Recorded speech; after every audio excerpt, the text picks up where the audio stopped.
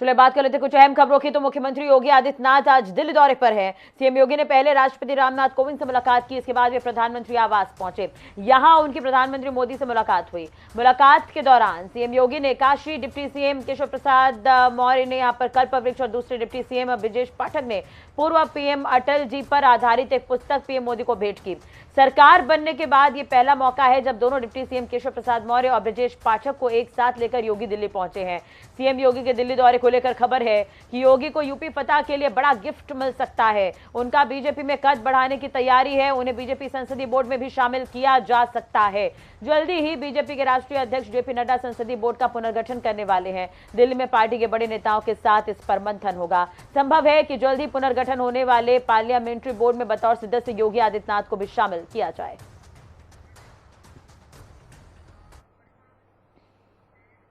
नोएडा के स्कूल में 13 बच्चे कोरोना पॉजिटिव मिले हैं। बड़ी खबर आपको बता दें, नोएडा से 3 शिक्षकों की भी कोविड रिपोर्ट पॉजिटिव आई है। बच्चों की पॉजिटिव रिपोर्ट आने से स्वास्थ्य विभाग में हड़कंप। 2 दिन के लिए स्कूल को बंद किया गया है। तो नोएडा से बड़ी खबर, बच्चों की रिपोर्ट पॉजिटिव आई है और स्वास्थ्य विभाग में अब हड़कंप मचा हुआ है। 2 दिन के लिए स्कूल को बंद किया गया है। तो बच्चों की रिपोर्ट कोरोना पॉजिटिव, बड़ी संख्या में यहां पर 13 बच्चे कोरोना पॉजिटिव मिले हैं नोएडा में। ज्यादा जानकारी और अपडेट के लिए बात करेंगे संवाददाता अमर सैनी हमारे साथ जुड़े हुए हैं। अमर, पूरी जानकारी आपसे चाहेंगे। जो बच्चे कोरोना पॉजिटिव पाए गए हैं, संख्या ज्यादा है, ऐसे में प्रिकॉशन के तौर पर स्कूल प्रशासन की तरफ से क्या कुछ किया जा रहा है, बच्चों की हालत कैसी है और स्कूल प्रबंधन का अब आगे क्या कुछ कदम होने वाला है? देखिए, हाँ, मैं आपको बिल्कुल बता दूं कि ये जो बच्चे हैं इनको अभी फिलहाल जो है जांच के बाद जो है होम क्वारंटाइन कर दिया गया है। अभी बच्चे जो हैं अपने अपने घर पर होम क्वारंटाइन है। और जो टीचर जो मिली थी, 3 इसमें जो शिक्षक मिले हैं उनको भी होम क्वारंटाइन कर दिया गया है। हालांकि जो देखने वाली बात यह है कि जो स्कूल की ये जो सामने जो लापरवाही जो है, इसमें स्कूल की जो है लापरवाही सामने आ रही है। क्योंकि लगातार जो है जो मुख्य अधिकारी हैं तो लगातार ये स्कूल में जो है जायजा लेते रहते हैं कि बच्चों को जो है बताते रहते हैं कि जो मास्क का प्रयोग करे, सोशल डिस्टेंसिंग का प्रयोग करे। पर उसके बाद भी जो है ये बच्चे जो है लगातार 13 बच्चे जो है इसमें पॉजिटिव मिले हैं और 3 जो टीचर हैं वो पॉजिटिव मिले। तो कहीं ना कहीं ये स्कूल की लापरवाही जो है मानी जा रही है। जी चलो, लापरवाही एक तरफ, लेकिन जिस तरह से देखा जाए तो कोरोना के मामलों को लेकर अब उतनी अवेयरनेस रही नहीं है और अब फिर से दोबारा लोग लापरवाह होते जा रहे हैं। तो ऐसे में अगर बच्चे कोरोना पॉजिटिव निकले हैं तो एक क्या मैसेज, और दूसरी तरफ वैक्सीनेशन की प्रक्रिया भी जो बच्चों की है वो चल रही है। देखिए, हाँ, बिल्कुल जो है लगातार जो है बच्चों को वैक्सीन लग रही है। पर अभी देखा जाए कि जो डोज के लगने के बाद भी लोग जो है बच्चे जो है उसमें जो पॉजिटिव पाए गए हैं। तो अब ये हम कह सकते हैं कि कहीं ना कहीं जो है हम जो लापरवाही जो बढ़ती जा रही है स्कूल के अंदर, कॉलेजेस के अंदर, वो कहीं ना कहीं ये दिक्कत जो है सामने आ रही है। तो हमें ये चीज का ध्यान रखना होगा कि तो मास्क का प्रयोग करें और सोशल डिस्टेंसिंग का प्रयोग करें और लगातार जो है अपने हाथ समय समय पर धोते रहें। तो लगातार ये हमें थोड़ी सी प्रिकॉशन जो है, हमें ये सावधानी जो है हमें बरतनी पड़ेगी। जी चलिए, बहुत बहुत शुक्रिया तमाम जानकारी और बातचीत करने के लिए अमर आपका। दोबारा मुख्यमंत्री के पद में वापसी करने के बाद योगी आदित्यनाथ माफियाओं के अवैध निर्माण पर बुलडोजर चलाने की प्रक्रिया जोरों पर है। अब इसी क्रम में आज एक बार फिर से मुख्तार अंसारी के करीबियों के लिए बुलडोजर मुसीबत बनकर आया। मऊ जिला प्रशासन ने मुख्तार गैंग के मुख्य सहयोगी गणेश मिश्रा की करीब 5 एकड़ पर हो रही अवैध प्लॉटिंग को बुलडोजर से ध्वस्त करा दिया। यूपी सरकार का बुलडोजर करीब 60 करोड़ की संपत्ति पर चला है। ये कार्रवाई जिला अधिकारी अरुण कुमार के निर्देश के बाद हुई है। सिटी मजिस्ट्रेट और सीओ सिटी ने पूर्व विधायक मुख्तार अंसारी के करीबी गणेश मिश्रा पर यह कार्रवाई की है। गोपनीय सूचना मिली कि गणेश मिश्रा जो मुख्तार के करीबी हैं, उनके द्वारा इस पे अवैध प्लाटिंग और अवैध कॉलोनी डेवलप करके निवेश किया गया था। इसी क्रम में आज आकस्मिक आकर के जिलाधिकारी नगर और लेखपाल के साथ यहाँ पर और जिलाधिकारी महोदय का एकदम स्पष्ट निर्देश, जो भी भूमाफिया हैं जो अवैध प्लाटिंग कर रहे हैं उनके खिलाफ सख्त सख्त कार्रवाई हो और ऐसे जो अवैध प्लाटर हैं उनको तोड़ने के साथ में आवश्यकता पड़े तो उनको जेल भेजने की कार्रवाई। इसी क्रम में आपने देखा है कि लगभग 5 एकड़ लगभग जमीन जो अवैध प्लाटिंग की गई थी, जिसको अभी करवाया गया। स्कूलों में कोरोना के खतरे ने लोगों की परेशानी बढ़ा दी है। कोरोना के मामलों में एक बार फिर वृद्धि नजर आ रही है। पूरी क्षमता के साथ स्कूल खुले हैं और इसका असर दिखना शुरू हो गया है। गाजियाबाद में पिछले 24 घंटे के भीतर 2 स्कूलों के 5 बच्चों में कोरोना का संक्रमण मिला है। पहले इंदिरापुरम के सेंट फ्रांसिस स्कूल में 2 स्टूडेंट कोविड पॉजिटिव पाए गए। इनमें एक बच्ची ग्रेटर नोएडा वेस्ट की रहने वाली है। वहीं वैशाली स्थित KR मंगलम स्कूल के 3 बच्चों में कोरोना का मामला देखने को मिला है। इन दोनों स्कूलों को एहतियातन बंद करा दिया गया है। स्कूल में 2 बच्चे मिले थे, जिनका एक बच्चा नोएडा का है और एक यहाँ का रहने वाला है। तो इन्हीं स्कूलों के लिए और उनकी कॉन्टैक्ट ट्रेसिंग के लिए आज टीम भेज दी गई है तथा इनका वैक्सीनेशन के लिए भी टीम भेज दी गई स्कूल। सर, कुल कितने बच्चे गाजियाबाद में कोविड पॉजिटिव मिले हैं? KR मंगलम स्कूल में 3 बच्चे मिले और जो सेंट फ्रांसिस स्कूल है इसमें 2 बच्चे मिले, जिसमें एक नोएडा का है। दोनों ही स्कूल में टीम भेज दी गई, सैनिटाइजेशन के लिए भी निर्देशित कर दिया गया और वैक्सीनेशन तथा उनके कॉन्टैक्ट ट्रेसिंग के लिए टेस्टिंग होती है। सर, क्या कोई स्कूलों को लेकर कोई गाइडलाइन स्वास्थ्य विभाग जारी कर रहा है, क्योंकि स्कूलों में जिस हिसाब से केस आ रहे हैं? हमने स्कूलों के लिए 12 से 14 साल के बच्चे और 15-17 साल के जिनका दूसरी डोज नहीं लगी है, एक प्रोग्राम अभी बनवा रहे हैं कि पूरे जल्दी से जल्दी सारे स्कूल को बच्चों को वैक्सीनेट किया। उत्तर प्रदेश के मुख्यमंत्री कार्यालय के ट्विटर अकाउंट के हैक होने के बाद अब यूपी सरकार का आधिकारिक ट्विटर अकाउंट हैक कर लिया गया है। अकाउंट से थोड़ी देर के भीतर ही 30 से ज्यादा फर्जी ट्वीट किए गए। ट्विटर अकाउंट की डीपी भी बदलकर हैकर्स ने किसी कार्टून का लगा दिया था। साथ ही एक के बाद एक कई सारे ट्वीट्स और रीट्वीट्स भी यहां पर किए गए हैं। सीएम ऑफिस के बाद अब यूपी सरकार के ट्विटर अकाउंट के हैक होने से अधिकारियों में हड़कंप है। हालांकि अकाउंट को तुरंत रिस्टोर किया गया है। आपको बता दें कि सीएम ऑफिस के ट्विटर अकाउंट हैक केस की जांच अभी जारी है। ये मामला भी सामने आ गया। आपको बता दें कि शनिवार रात 12:43 पर मुख्यमंत्री योगी आदित्यनाथ कार्यालय के आधिकारिक ट्विटर हैंडल को हैक कर लिया गया था। हैकर ने करीब 15 मिनट में 500 से ज्यादा ट्वीट किए, साथ ही करीब 5000 लोगों को टैग भी किया था। 2022 चुनाव में विपक्षी दलों को मिली हार की समीक्षा भी नहीं हो सकी थी कि बीजेपी 2024 की तैयारियों में जुट गई है। अब दलितों की राजनीति भी यूपी का अहम हिस्सा रहा है।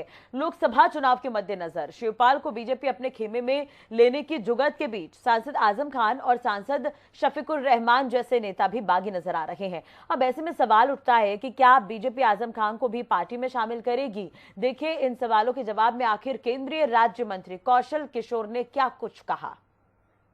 केंद्रीय राज्य मंत्री कौशल किशोर जी हमारे साथ हैं, पारक महासंघ के राष्ट्रीय अध्यक्ष भी हैं। सर, ये क्या कार्यक्रम है और किस तरह इसका आयोजन होना है? डॉक्टर अंबेडकर की जयंती की पूर्व संध्या पर एक दिन पहले 13 अप्रैल को लखनऊ के गांधी भवन सभागार में उनके प्रांगण में करीब 2000 डेलीगेट जो विभिन्न क्षेत्रों से, विभिन्न जनपद और विभिन्न प्रदेशों से पूरे देश से आएंगे और वो विषय है उनका जो हमने रखा है पारक महासंघ का, डॉक्टर अंबेडकर के मिशन को पूरा करने में भारतीय जनता पार्टी व आरएसएस की भूमिका, इस पर एक चर्चा होगी। वैचारिक विशाल सम्मेलन होगा। डॉक्टर अंबेडकर सभी वर्ग, सभी समाज के मसीहा थे, महामानव थे। वो केवल दलितों के मसीहा नहीं थे, सर्व समाज के वो मसीहा थे और इसीलिए अमेरिका ने उनको दुनिया का सिंबल ऑफ नॉलेज 20वीं सदी में घोषित किया। बहुजन समाज पार्टी ने उनकी विचारधारा को संकुचित ला करके रख दिया। शोषण विहीन, जात विहीन समाज की स्थापना का उनका मिशन पूरा करने का काम बीजेपी आरएसएस कर रही है। इसी संबंध में एक बड़ी वैचारिक विशाल सम्मेलन करने का काम 13 अप्रैल को किया जाएगा। बहुजन समाज पार्टी दलितों की राजनीति करती थी। अभी राहुल गांधी ने आरोप लगाया कि उन्होंने सीएम का ऑफर किया था मायावती जी को, लेकिन उन्होंने उसका कोई जवाब नहीं दिया। तो क्या लगता है कि दलितों की राजनीति एक बार फिर गरमा रही है उत्तर प्रदेश में? दलितों की राजनीति, अनुसूचित समाज के, पिछड़े वंचित समाज के लोगों की राजनीति को मायावती जी ने धोखा देने का काम किया है। उनके मान सम्मान पर ठेस पहुंचाने का काम किया, कुठाराघात करने का काम किया है। डॉक्टर अंबेडकर के मिशन के साथ धोखा करने का काम किया। इसीलिए वो तमाम लोग जो मायावती जी के साथ थे वो उन्होंने इस चुनाव में साथ छोड़ दिया और केवल एक सीट जीत करके आई। आज भारतीय जनता पार्टी इसके लिए काम कर रही है और मैं समझ रहा हूँ बड़े पैमाने पर अब जो मायावती जी के साथ, बीएसपी के साथ लोग थे जो वास्तव में डॉक्टर अंबेडकर जी से और उनकी विचारधारा से प्रेम करते हैं, उनके मिशन से प्रेम करते हैं, वो सब लोग भाजपा के साथ जुड़ेंगे और भाजपा के साथ के इस सम्मेलन में शामिल होने का काम करेंगे। भारतीय जनता पार्टी के साथ लोगों का जुड़ने का जो सिलसिला है वो लगातार जारी है। शिवपाल सिंह यादव को लेकर भी अटकलें तेज थी और अब आजम खान और शफीकुर रहमान जैसे नेता भी नाराज हो गए हैं, सांसद हैं समाजवादी पार्टी में। क्या इनके लिए कुछ रास्ते खोले जाएंगे भारतीय जनता पार्टी में अगर वो समाजवादी पार्टी छोड़ के आते हैं? अब ऐसा तो भारतीय जनता पार्टी का संगठन ही निर्णय लेगा, शीर्ष नेतृत्व निर्णय लेने का काम करेगा। जब उनका मन आएगा या विचार आएगा या उनका ऑफर आएगा तो पार्टी हमारी उस पर विचार करेगी। तो फिलहाल ये नाराजगी को आप कैसे देखते हैं जिस तरह से नेता नाराज हैं? देखिए, कह रहे हैं कि मुस्लिमों के लिए काम नहीं किया और मुस्लिमों की आवाज नहीं उठाते हैं अखिलेश यादव। अखिलेश यादव जी तो जिंदा लोगों के लिए काम ही नहीं किया। वो तो कब्रिस्तान की बाउंड्री बनाते रहे और मुर्दों के चेहरे पे मुस्कान लाते रहे, उनके पानी पीने के लिए कब्रिस्तान में हैंड पाइप लगाते रहे। तो जिंदा लोगों के लिए जो काम नहीं करेंगे तो निश्चित तरीके से कोई ना कोई जो भी साथ होगा, कब तक रास्ता देखेगा, साथ एक दिन छोड़ ही देगा। तो लोग साथ उनका छोड़ रहे हैं, इसीलिए छोड़ रहे हैं। और इनके हालात बहुत ही बड़े खराब होंगे समाजवादी पार्टी के, क्योंकि डॉक्टर राम मनोहर लोहिया के साथ साथ उन्होंने अपने पिताजी के साथ भी धोखा देने का काम किया है। बहुत शुक्रिया, आपसे बात करें। कौशल किशोर जी हैं, इनका कहना है कि दलितों की राजनीति भली हो रही हो, लेकिन भारतीय जनता पार्टी इकलौती सी पार्टी है जो दलितों की विचारधारा को आगे बढ़ाती है और उनके लिए काम करती है। कैमरा पर्सन आशीष के साथ फखर किदवई, जनता टीवी लखनऊ। खबरों का सिलसिला नियंत्रित होकर भिड़ गए। दरअसल रामपुर जिले की हम बात कर रहे हैं, जहां पर दो ट्रक आपस में भिड़े और टक्कर इतनी जबरदस्त थी कि दोनों ट्रकों में आग लग गई। देखते ही देखते दोनों ट्रकों में भयंकर आग लग गई और आग का गोला यहां पर नजर आने लगा। गनीमत ये रही कि दोनों ट्रकों में सवार चालक और क्लीनर किसी तरह से वहां से बचकर निकलने में कामयाब रहे। फायर सर्विस विभाग को सूचना देने पर मौके पर दमकल की कई गाड़ियां पहुंची, लेकिन जब तक फायर विभाग की गाड़ियां पहुंचती तब तक दोनों ट्रक पूरी तरह से जल चुके थे। दमकल कर्मियों की मदद से आग पर फिलहाल काबू पा लिया गया है। करीब 1.5 घंटे पहले सूचना मिली थी कि 2 ट्रक आमने सामने भिड़ने से उनमें आग लग गई है। तो मौके पर आगे जैसे एक गाड़ी को रवाना किया तो पता पड़ा कि आग काफ़ी भयावह है। तो उसको देखते हुए 4 गाड़ियों को एक साथ बुलाए, 2 गाड़ी पुलिस लाइन से, एक गाड़ी बिलासपुर से। तो चारों गाड़ियाँ आग बुझा रही हैं। चूँकि एक गाड़ी में बांस हैं और दूसरी गाड़ी में भी टाइल्स वगैरह है, तो उसके डीजल टैंक में आग लग चुकी है। इसकी वजह से उसमें फोम डाल के आग को बुझा दिया गया है और अभी कुछ देर में आग। आसमान छूती महंगाई ने लोगों की कमर तोड़कर रख दी है। सब्जियों के दाम आसमान छू रहे हैं। सब्जियों और फलों के दाम ज्यादा होने के चलते लोगों को परेशानी का सामना करना पड़ रहा है। बात की जाए मुरादाबाद की तो यहाँ इस समय सबसे ज्यादा महंगा नींबू बिक रहा है। बाजारों में इस समय नींबू 200 रुपए किलो से लेकर 240 रुपए किलो तक बिक रहा है, जबकि 10 रुपए का एक नींबू यहाँ पर मिल रहा है। दुकानदारों का कहना है कि जिन शहरों से नींबू आता है वहां से नींबू नहीं आ रहे और इस समय नींबू की खपत बाजार से ज्यादा है, जिसकी वजह से नींबू के दाम आसमान छू रहे हैं। भैया नींबू बहुत महंगा चल रहा है और ये इसके साथ साथ में मटर वगैरह ये बहुत महंगी हैं। कुछ आइटम तो बाहर के आ रहे हैं, इस वजह से महंगे हैं, और कुछ क्या है जैसे कि अब शॉर्टेज चल रहे हैं, माल नींबू है, मटर है, तो ये इस वजह से महंगी चल रही हैं। सब्जी में मटर महंगी है, गोभी महंगी है और आपकी अरबी महंगी है और टिंडा है, परमल ये भी महंगा है, शिमला मिर्च महंगी है। पेट्रोल डीजल के दामों में बेतहाशा वृद्धि ने वैसे ही आम पब्लिक का तेल निकाल रखा है। वहीं अब भीषण गर्मी के मौसम में बीते कुछ दिनों से नींबू के भाव में जबरदस्त बढ़ोतरी देखने को मिल रही है। ऐसे में यहां नींबू बेचने वाले दुकानदार अब डंडा लेकर अपने माल की सुरक्षा भी कर रहे हैं। पूरा मामला देखिए इस रिपोर्ट के जरिए। आसमान छूती महंगाई के बीच नींबू के दामों ने लोगों के दांत खट्टे कर दिए हैं। आलम यह है कि इस समय यहाँ पर एक नींबू 10 से 15 रुपए बिक रहा है, जबकि 60 से 75 रुपए का 250 ग्राम और 300 रुपए किलो तक बिक रहा है। बाराबंकी में रेलवे स्टेशन रोड पर लगने वाली सब्जी मंडी का है। यहाँ सब्जी का ठेला लगाने वाले दुकानदार डंडा लेकर नींबू की सुरक्षा करने को मजबूर हैं। उनका कहना है कि लोग सब्जी खरीदने आते हैं और कभी कभी कम पैसे या मोलतोड़ करके जबरन नींबू उठाने लगते हैं, जबकि इस समय नींबू के दाम आसमान छू रहे हैं।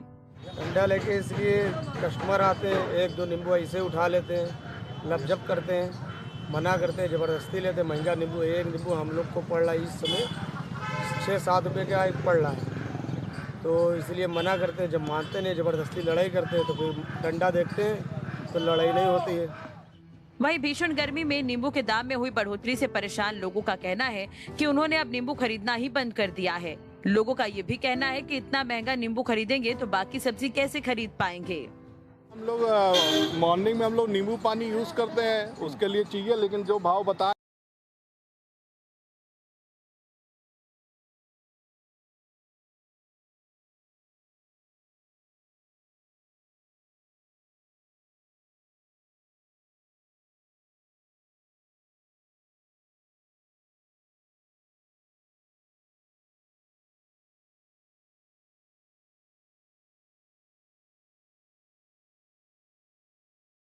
उस भाव में समझ में नहीं आ रहा ले कि ना ले। अब आदमी का जैसे आदमी पेट्रोल से भी महंगा बढ़ रहा है, तो इसका मतलब क्या पेट्रोल सस्ता हो गया, अब ये महंगा हो गया है। गवर्नमेंट का काम है वो देखे कि क्यों महंगा हो रहा है, उसको कैसे हम कर सकते हैं, क्योंकि जिस हिसाब से बता रहे हैं आने वाले समय में हम लोग को लग रहा है कि सब्जी ही बजट बढ़ा देगी।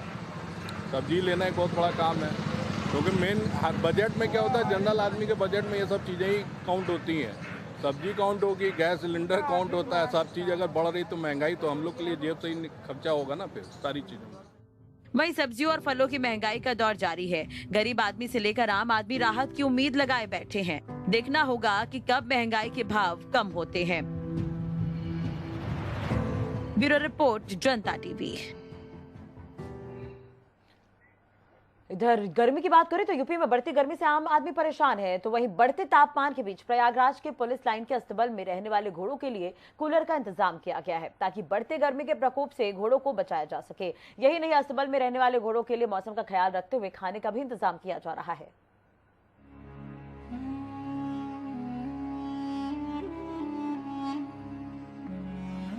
प्रयागराज में अप्रैल का महीना शुरू होते ही गर्मी का प्रकोप आम आदमी को सताने लगा है। आलम यह है कि प्रयागराज में अप्रैल के महीने में तापमान 42 डिग्री पार कर गया है। इस वजह से आम आदमी का सड़कों पर चलना मुश्किल सा हो गया है। बढ़ती गर्मी को देखते हुए प्रयागराज पुलिस लाइन के पुलिस कर्मियों के काम आने वाले घोड़ों के लिए अलग से इंतजाम किया गया है। दरअसल प्रयागराज पुलिस लाइन में तकरीबन 18 अच्छी नस्ल के घोड़े रखे गए हैं। ये घोड़ा प्रयागराज माउंटेन पुलिस कानून व्यवस्था सुधारने के अलावा माघ मेला और कुंभ में इस्तेमाल होते हैं। इन्हीं घोड़ों को गर्मी से बचाने के लिए पहले से पंखे लगाए गए थे, लेकिन अप्रैल के महीने के तापमान में आम आदमी ही नहीं जानवर भी परेशान हैं। इसलिए पुलिस लाइन में 18 घोड़ों के बीच तकरीबन 8 कूलर लगाए गए हैं। माउंटेड पुलिस का एक बहुत महत्वपूर्ण अंग होता है और हमारे प्रयागराज जिले में हम लोग सौभाग्यशाली हैं कि हमारे पास एक बड़ी संख्या में घोड़े उपलब्ध हैं, अश्व, जो कि लॉ एंड ऑर्डर परिस्थिति में माघ मेला में महाकुंभ के दौरान सब उनसे माउंटेड पुलिस गश्त करती है, उसका एक अलग प्रभाव पड़ता है। सारी व्यवस्था हम सुनिश्चित कर रहे हैं, वो भी हमारी टीम का अंग होते हैं। और 18 घोड़े जो हमारे पुलिस लाइन में हैं, उनको पूरी सुरक्षा व्यवस्था मुहैया कराते हुए उनके दाना पानी चारा इत्यादि का पूरा ध्यान रखा जाता है। साथ ही साथ गर्मी से बचाव के लिए भी उनको कूलर और पंखे की व्यवस्था की जा रही है। जहाँ कमियां हैं उसको जल्दी से दूर कर दिया जाए। जहां एक तरफ प्रयागराज पुलिस लाइन में बने अस्तबल के अंदर रहने वाले घोड़ों के लिए गर्मी से बचाने के लिए इंतजाम किए गए हैं, तो वहीं लोग जानवरों के लिए किए गए इस इंतजाम की प्रयागराज पुलिस की लोग तारीफ कर रहे हैं। प्रयागराज से आनंद राज की रिपोर्ट। हरिद्वार जनपद में पिछले कई सालों से व्यवस्था पर कार्यरत 350 से ज्यादा शिक्षकों को अपने मूल विद्यालयों में लौटना पड़ेगा। मुख्य शिक्षा अधिकारी ने इस संबंध में समस्त उप शिक्षा अधिकारियों को आदेश जारी कर दिए हैं। CIO का कहना है कि अप्रैल माह में नया शैक्षिक सत्र शुरू हो चुका है। शिक्षा का स्तर सुधारने के लिए राजकीय प्राथमिक और उच्च प्राथमिक विद्यालयों में व्यवस्था और सहायक अध्यापकों को कार्य मुक्त किया जा रहा है। बीजेपी प्रदेश मुख्यालय में ज्योतिबाई फुले की जयंती के मौके पर प्रेस वार्ता का आयोजन किया गया। इस मौके पर बीजेपी के तमाम पदाधिकारी और कार्यकर्ता मौजूद थे। प्रदेश प्रवक्ता शादाब शम्स ने कहा कि राष्ट्रीय अध्यक्ष जगत प्रकाश नड्डा ने बीजेपी के स्थापना दिवस के मौके पर कार्यकर्ताओं से आह्वान किया है कि वे अगले 15 दिनों तक देश भर में सामाजिक न्याय पखवाड़ा मनाएंगे। उन्होंने कहा था कि अगले कुछ दिनों में महात्मा ज्योतिबा फुले और बाबा साहब भीमराव अम्बेडकर की जयंती है। उनके स्मरण में हम सामाजिक न्याय पखवाड़ा मनाएंगे। चलो इसी के साथ ही फिलहाल इस बुलेटिन में इतना ही। अपडेट्स के लिए आप देखते रहिए जनता टीवी। नमस्कार।